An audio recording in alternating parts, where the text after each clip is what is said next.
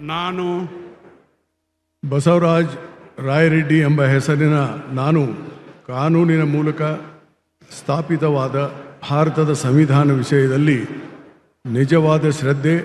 ಮತ್ತು ನಿಷ್ಠೆಯನ್ನು ಹೊಂದಿರುತ್ತೇನೆಂದು ನಾನು ಭಾರತದ ಸಾರ್ವಭೌಮತ್ವವನ್ನು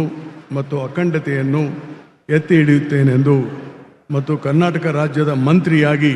ನನ್ನ ಕರ್ತವ್ಯಗಳನ್ನು ಶ್ರದ್ಧಾಪೂರ್ವಕವಾಗಿ ಮತ್ತು ಅಂತಃಕರಣಪೂರ್ವಕವಾಗಿ ನಿರ್ವಹಿಸುತ್ತೇನೆಂದು ಭಯ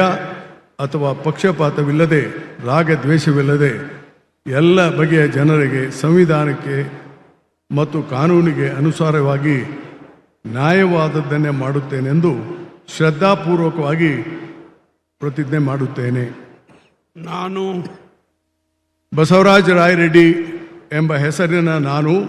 ಕರ್ನಾಟಕ ರಾಜ್ಯದ ಮಂತ್ರಿಯಾಗಿ ನನ್ನ ಪರ್ಯಾಲೋಚನೆಗೆ ತರಲಾಗುವ ಅಥವಾ ನನಗೆ ತಿಳಿದು ಬರುವ ಯಾವುದೇ ವಿಷಯವನ್ನು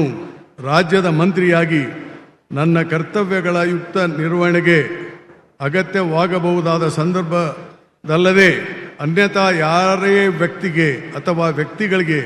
ಪ್ರತ್ಯಕ್ಷವಾಗಿ ಅಥವಾ ಪರೋಕ್ಷವಾಗಿ ತಿಳಿಸುವುದಿಲ್ಲ ಅಥವಾ ಬಹಿರಂಗಪಡಿಸುವುದಿಲ್ಲ ಎಂದು ಶ್ರದ್ಧಾಪೂರ್ವಕವಾಗಿ ಪ್ರತಿಜ್ಞೆ ಮಾಡುತ್ತೇನೆ.